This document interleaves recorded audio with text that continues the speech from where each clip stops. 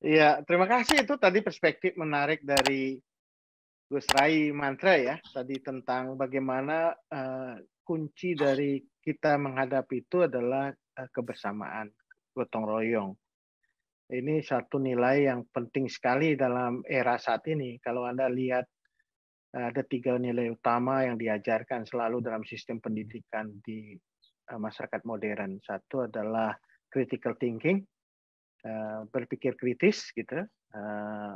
Bagaimana kita membuka anak-anak muda sekarang untuk berani untuk berpikir kritis terhadap apakah itu pengetahuan yang diwariskan terhadap situasi yang terjadi, karena itu berpikir kritis adalah modal untuk yang kedua, yaitu inovasi.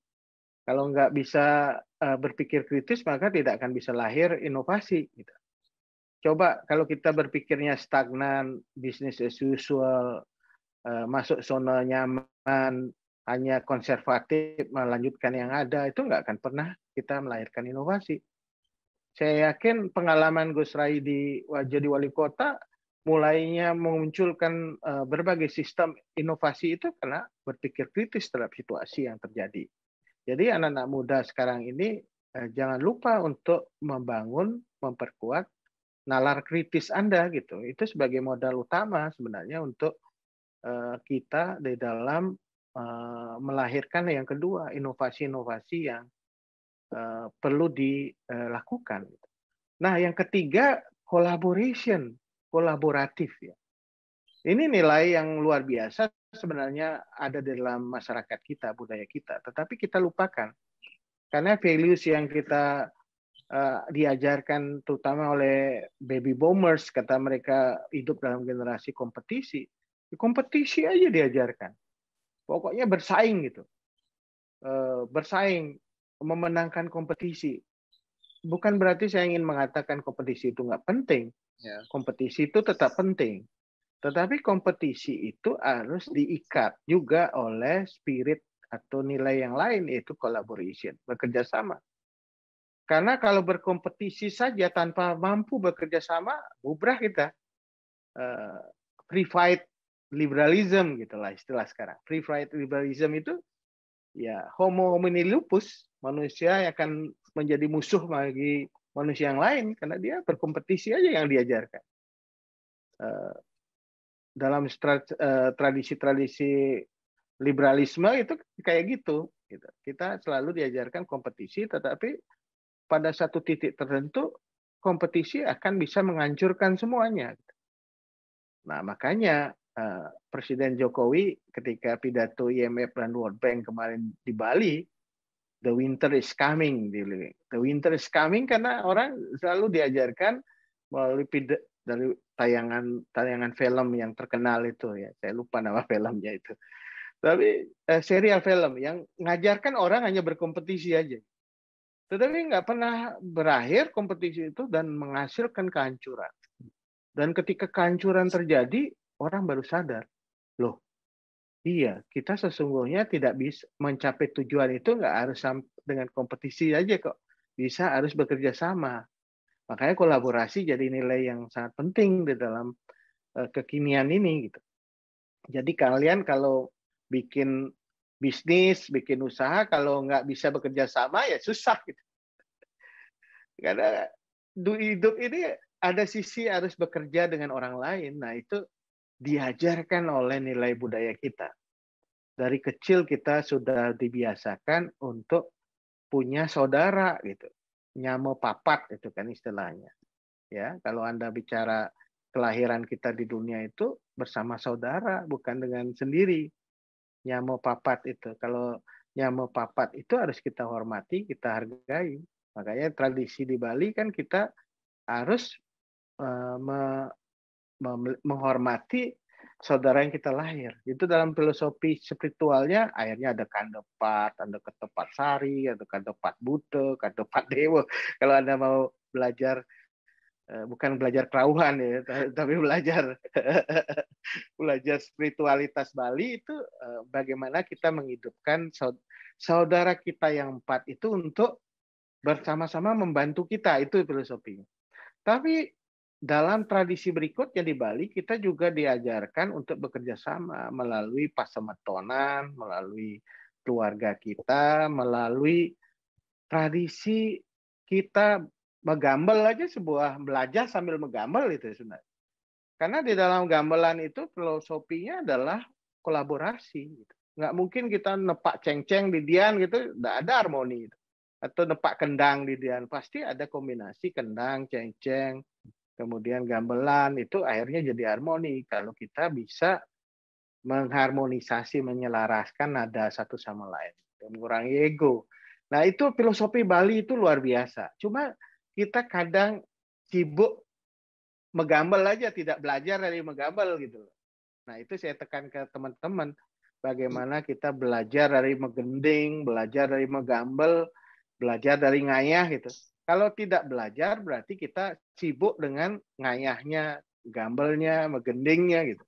Padahal di dalam menggambel itu ada proses belajar. Karena orang tua kita di Bali itu, sistem pendidikan yang dilakukan adalah mengajak orang menghayati dan terlibat dalam proses, tidak sekedar pengetahuan, transfer of knowledge.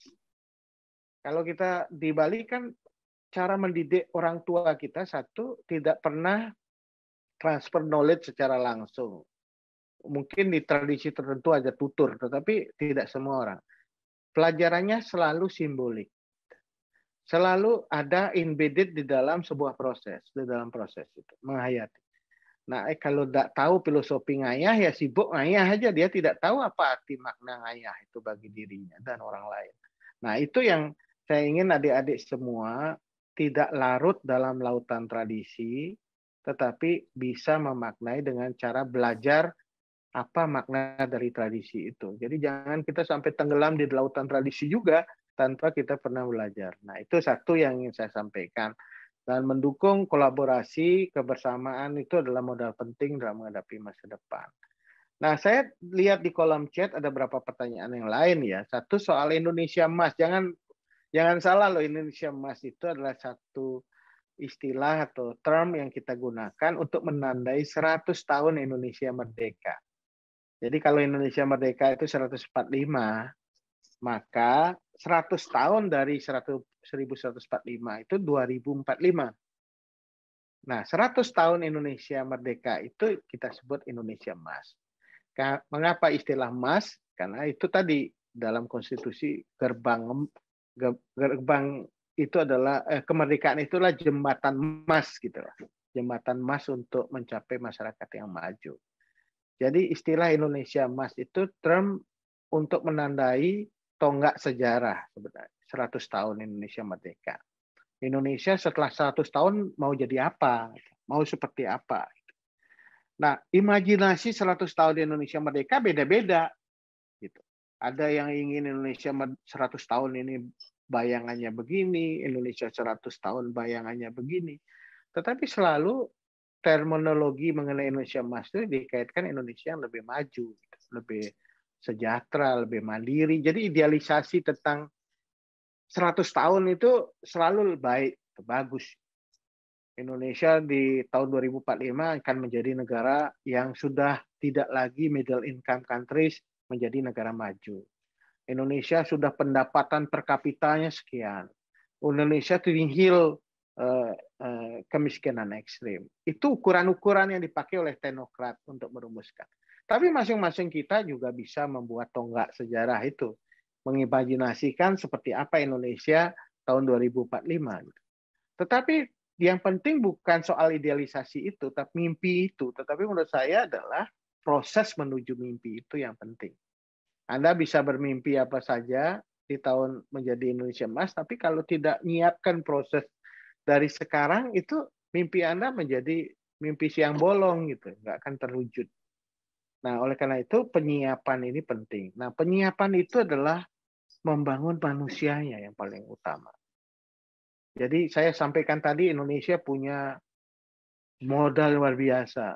Jumlah penduduknya yang nomor 4 terbesar di dunia. 270 juta. Itu juga main-main itu jumlah penduduk keempat terbesar di dunia. Yang kedua, dari sisi bonus demografi. usia produktifnya juga paling besar di dunia.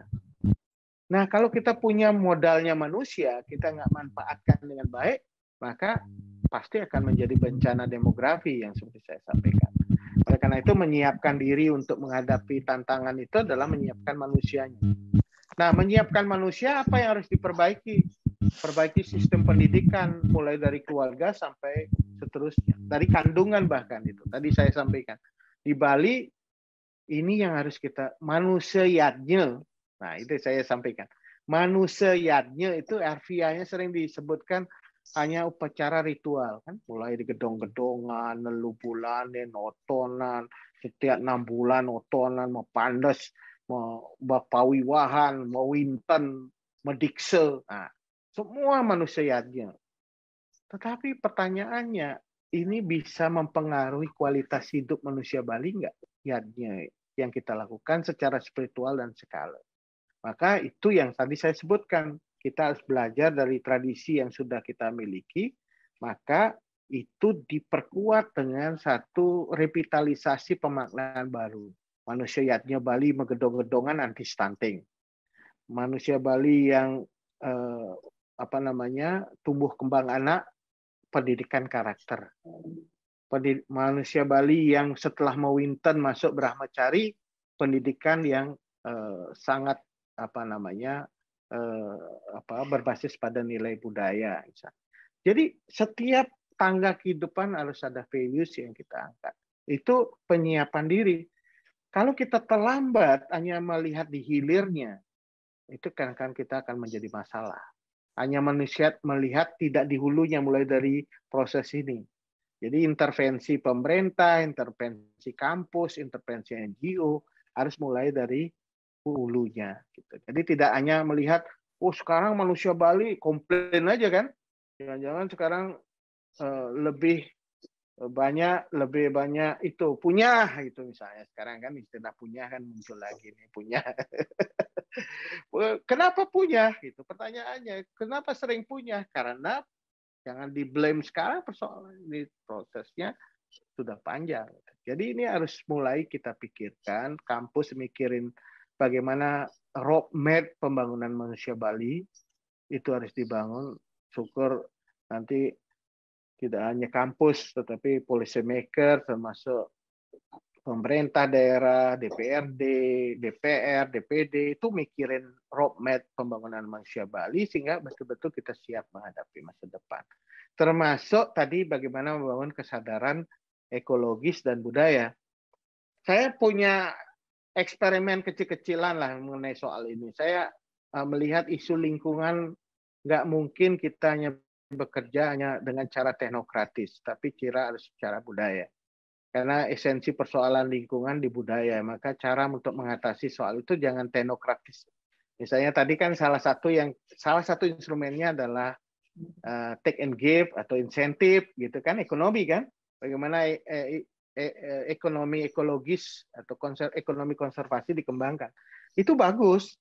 Bagaimana lingkungan dianggap sebagai suatu bukan beban atau menjadi masalah, tetapi juga menguntungkan. Itu cara berpikir baru. Tetapi cara berpikir lain adalah lingkungan harus memunculkan kesadaran dalam diri manusia mengenai esensi dari keberadaan dirinya dan sekitarnya. Itu budaya. Nah, bagaimana menyadarkan budaya ini macam-macam. Ada simbolik, ada bentuknya seni, ada bentuknya yang lain. Jadi saya ingin gerakan lingkungan di Bali itu tidak hanya menggunakan satu cara, tapi berbagai macam cara untuk membuat kesadaran lingkungan itu semakin kuat, termasuk kesadaran budaya. Nah, cuman kita harus ingatkan kesadaran budaya itu tidak berhenti pada artifisial, tetapi value, nanti nilai yang ingin kita pertahankan. Jadi kalau ngomongin Dresta Bali, jangan hanya berhenti pada kulit. Dresta Bali itu harus lengkap. Ada sastra Drestanya, kula Dresta, loke Dresta, desa Dresta. Jadi lengkap itu. Dresta itu jangan dianggap hanya satu kulit sebagai artifisial, tapi Dresta yang dibungkus oleh satu kearifan nilai yang ada. Saya kira itu dulu. Baik, terima kasih banyak Pak Ari Dwi Payana dan sekaligus tadi sudah menjawab pertanyaan nomor 2 yang disampaikan oleh Putu Nina Faye Jenkins dari Fakultas Ekonomi dan Bisnis Unmas ya. Dan berikutnya kita bersama-sama akan beranjak kepada penanya kita yang ketiga ya. Ini dari Fakultas Ekonomi dan Bisnis juga ada Cindiana Ari Dewi. Boleh bisa langsung bergabung. Silakan dapat bergabung melalui gini untuk membuka fitur kameranya dan silahkan ajukan pertanyaannya entah kepada Pak Ari atau juga kepada Bapak Raimantra. Silahkan. Baik, Om Swastiastu, Bapak.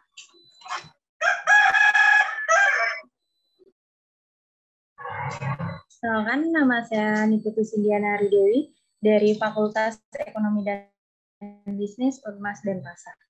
Pertanyaan saya, bagaimana upaya yang bisa kita lakukan untuk menumbuhkan kesadaran masyarakat bahwa pentingnya pelestarian lingkungan serta budaya untuk mencapai Indonesia Emas itu sendiri. Untuk pertanyaan yang saya ajukan untuk Bapak Ari, sekian dari saya, terima kasih. Om Santi. Silakan. Ya, Pak Ari, ini pertanyaannya. Gini juga boleh, silakan. Ya. Titiang duman ya, Gus Rai. Nih, durusan Pak Ari. Jadi ini pertanyaan yang menurut saya penting ya kita diskusikan karena soal kesadaran itu kan sesuatu yang harusnya muncul di dalam diri ya. Kalau bicara kesadaran, lain kayak perintah atau sistem itu kan biasanya ada reward and punishment, ada sebuah negara, masyarakat itu kadang-kadang bisa menjadi disiplin, bisa membuat perilaku tertentu karena dua hal. Satu, karena dia sistemnya memaksa dia melakukan itu. Kalau dia tidak melakukan itu, maka dia dipenalti, dihukum, atau kalau dia melakukan itu diberi insentif. Itu sistem rasional, sistem yang muncul di berbagai negara. Kalau kita pergi ke berbagai negara yang maju kan, kalau kita buang sampah ya sistemnya sudah jelas gitu. Kalau kita melanggar lalu lintas atau melakukan sesuatu perilaku yang tidak diatur di sistem, maka kita kena penalti yang berat. Sistemnya membuat itu. Sehingga orang ketika datang ke suatu negara yang sistemnya sudah jalan, maka dia akan mengikuti sistem. Tetapi ketika dia balik ke negara yang tidak punya sistem atau sistemnya lemah, ya jadi dia pasti akan keluar nature-nya gitu. Saya nggak tahu nih, pengalaman banyak juga bule ketika di negara dia ngikutin sistem, teratur hidupnya, disiplin. Ketika datang ke Bali ya naik motornya nggak pakai helm gitu. Karena nature-nya dia, kalau di negara dia kalau nggak pakai helm mungkin sistemnya langsung dihukum dengan denda yang tinggi, tapi ketika di Bali dia bisa bebas. Nah, itu contoh bagaimana sistem itu membuat pendisiplinan perilaku masyarakat di satu sisi. Oleh karena itu pembangunan sistem menjadi bagian dari hal yang penting. Tetapi tidak kalah pentingnya juga pembangunan budaya, karena budaya itu membangun kesadaran dari diri sendiri gitu ya.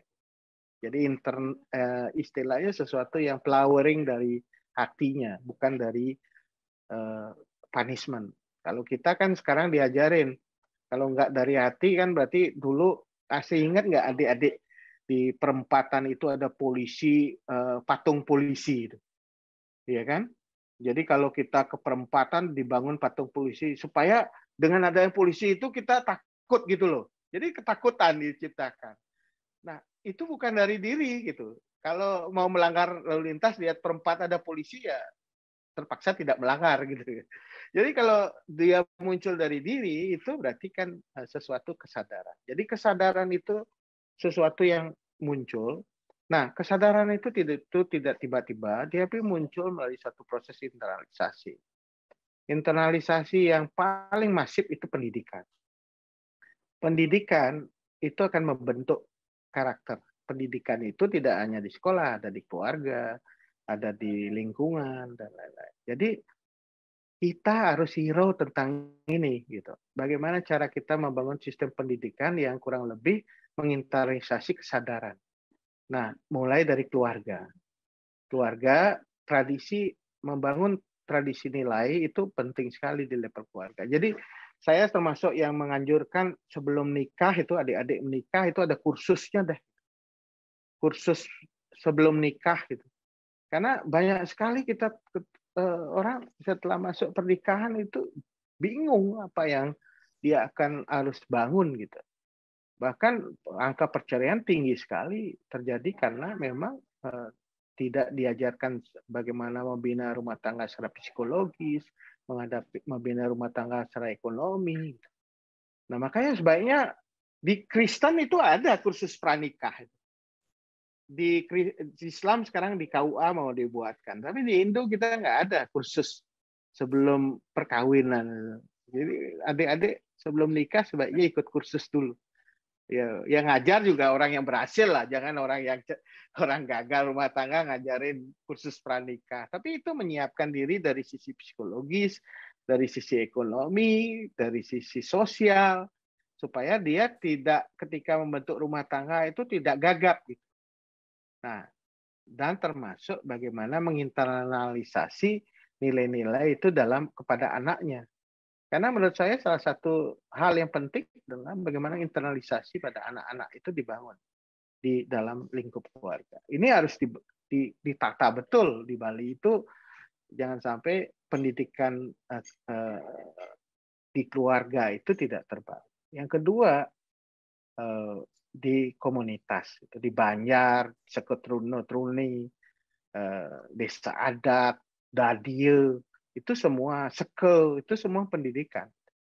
Jadi ada value yang diajarkan. Nah, ada kesadaran tentang upaya untuk membangun. Nah, jadi misalnya kesadaran lingkungan, kalau nggak dimulai dari lingkungan sekitar kita, Banjar kita punya kesadaran itu nggak mungkin terbangun. Ya, jadi ini pentingnya kalau dia di keluarga diajarkan sadar lingkungan, tapi di sekitarnya tidak, itu apa istilahnya ya? Jak bingung, ajine di rumah kene, ajine di masyarakat beda. Di rumah tertib untuk buang sampah, ketika di masyarakat buang sampah itu nggak dilakukan satu pengaturan. Jadi biasanya harusnya pararem lokodresto dibangun. Bisa pararem desa, pararem Banjar itu edukasinya ditekankan, bukan hanya aturannya, tetapi edukasinya. Saya mendorong Banjar-Banjar atau desa adat punya pararem mengenai sampah gitu misalnya. Bukan hanya dari sisi pengaturan bagaimana memproses sampah, tetapi bagaimana bertanggung jawab terhadap sampah. Itu diedukasi dalam pararem. Nah, ini kan bisa dilakukan. Mendidik masyarakat melalui pararem, melalui aweg, melalui keputusan-keputusan adat. Nah, termasuk di pura. Saya lihat pura itu jadi tempat sampah gitu loh. Kalau odal di pura sampahnya banyak sekali. Luar biasa. Kita sembarang, ya mau uspa. Bahkan sekarang kan kecenderungan penggunaan sampah plastik untuk aturan. Permen, ya coba kecil-kecil gitu ya. Permen, aturan permen, plastik di dalam aturan. Nah setelah muspo di pura, kita ngatur semua di pura, berarti sampah itu dikelola oleh siapa? Akhirnya secara cepat pengelola pura akhirnya buang sampah di tempat-tempat yang ya pokoknya kayaknya caranya sampah pangsin di utama Mandala dibuang di sekitar. Padahal kita harus mengajari masyarakat supaya mengurangi sampah. Suat aturan jemak ya aturannya kumpulkan sendiri bawa pulang gitu. Atau kalau enggak ya kita buat sistem pengolahan sampah di pura. Nah ini kan satu edukasi sosial yang harus dibangun. Yang kesadarannya dibangun melalui edukasi di dalam komunitas. Nah di kampus harusnya Green University lah. Jadi mulai ya Mahasaraswati itu menyelesaikan persoalan sampah melalui dirinya sendiri. Punya nggak solar panel, energi bersih, pula nggak pengelolaan sampah mandiri.